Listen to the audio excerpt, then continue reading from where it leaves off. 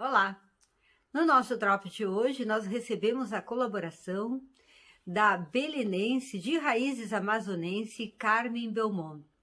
A Carmen manda a sua colaboração com a leitura do conto 100 Anos de Perdão, um conto de Clarice Lispector que fala de rosas. A Carmen é escritora de prosa e poesia e leitora contumaz. Ela participou da coletânea de contos, volume 4, do coletivo Clube de Leitura de 2017, no qual está a sua colaboração. Ela foi finalista também do Prêmio Flip 2018, na categoria Poesia. Ela tem a sua produção poética e em prosa publicada na página do Facebook Prosiverso. E ela administra a página do Facebook também, Clariversando Lispector.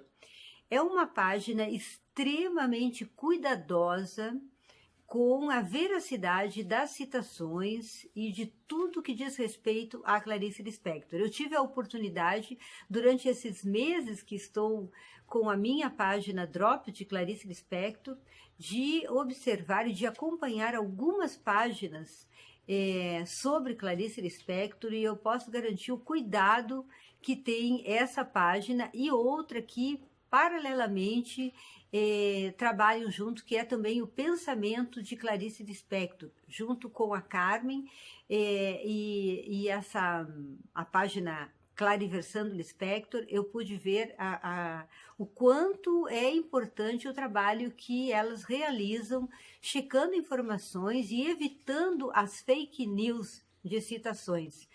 A Carmen tem toda a obra da Clarice Lispector, a Carmen Belmont tem toda a obra, e ela tem a capacidade de conhecer de memória textos e citações que são de Clarice Lispector ou não. É uma coisa realmente impressionante, que inclusive um dia eu me enganei numa citação ao copiar várias citações de vários livros, e na hora de colocar eu troquei as citações e a Carmen me mandou uma mensagem: Débora, você trocou, a citação não é tal. Então eu fiquei realmente muito impressionada com a capacidade e com a paixão que a Carmen tem pelas obras de Clarice Lispector, né? Então ela vai fazer a sua colaboração hoje aqui conosco, hoje, que é o dia do aniversário de Carmen Belmont, que ela lamenta muito não ter nascido no dia do aniversário. Por uma questão de horas, ela não nasceu no dia do aniversário de Clarice e ela lamenta muito, profundamente isso.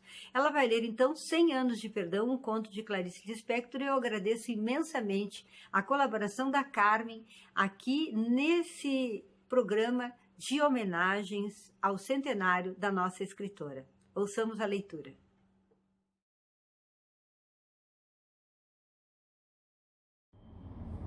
Eu sou Carmen Belmont, eu sou uma clariciana convicta, apaixonada por Clarice, e vou ler para vocês um conto dela, intitulado 100 Anos de Perdão, da obra Felicidade Clandestina.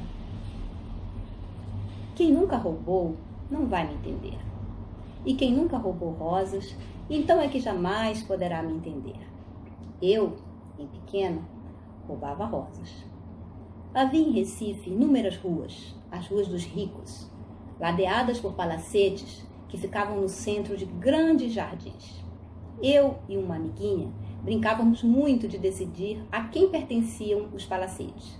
Aquele branco é meu. Não, eu já disse que os brancos são meus, mas esse não é totalmente branco, tem janelas verdes. Parávamos às vezes longo tempo, a cara imprensada nas grades, olhando. Começou assim. Numa das brincadeiras de Essa Casa é Minha, paramos diante de uma que parecia um pequeno castelo. No fundo via-se um imenso pomar, e à frente, em canteiros bem ajardinados, estavam plantadas as flores. Bem, mas isolada no seu canteiro, estava uma rosa apenas entreaberta, cor de rosa vivo. Fiquei feito boba, olhando com admiração aquela rosa altaneira, que nem mulher feita ainda não era. E então aconteceu. Do fundo do meu coração, eu queria aquela rosa para mim. Eu queria, como eu queria. E não havia jeito de obtê-la. Se o jardineiro estivesse por ali, pediria a rosa, mesmo sabendo que ele nos expulsaria como se expulsam moleques. Não havia jardineiro à vista, ninguém. E as janelas, por causa do sol, estavam de venezianas fechadas. Era uma rua onde não passavam bondes, e raro era o carro que aparecia. No meio do meu silêncio e do silêncio da Rosa, havia o meu desejo de possuí-la como coisa só minha. Eu queria poder pegar nela. Eu queria cheirá-la até sentir a vista escura de tanta tonteira de perfume. Então não pude mais. O plano se formou em mim instantaneamente, cheio de paixão. Mas, como boa realizadora que eu era, raciocinei friamente com minha amiguinha, explicando-lhe qual seria o seu papel: vigiar as janelas da casa, ou a aproximação ainda possível do jardineiro, vigiar os transeuntes raros na rua. Enquanto isso, entreabri lentamente o portão de grades um pouco enferrujadas, contando já com um leve rangido. Entreabri somente o bastante para que meu esguio corpo de menina pudesse passar. E, pé ante pé, mas veloz, andava pelos pedregulhos que rodeavam os canteiros, até chegar à Rosa. Foi um século de coração batendo. Eis-me afinal diante dela. Paro um instante, perigosamente, porque de perto ela é ainda mais linda. Finalmente começo a lhe quebrar o talo, arranhando-me com os espinhos e chupando o sangue dos dedos. E de repente, ei-la toda na minha mão. A corrida de volta ao portão tinha também de ser sem barulho. Pelo portão que deixara entreaberto, passei segurando a Rosa. E então, nós duas pálidas, eu e a Rosa, corremos literalmente para longe da casa.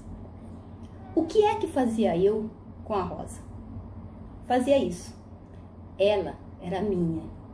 Levei-a para casa, coloquei-a num copo d'água, onde ficou soberana, de pétalas grossas e aveludadas, com vários entretons de rosa chá.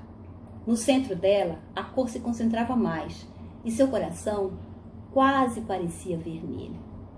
Foi tão bom. Foi tão bom que simplesmente passei a roubar rosas.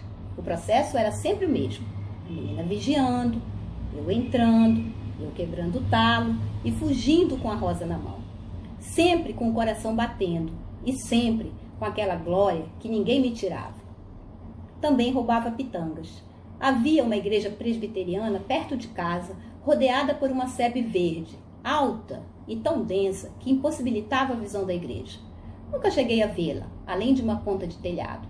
A sebe era de pitangueira, mas pitangas são frutas que se escondem.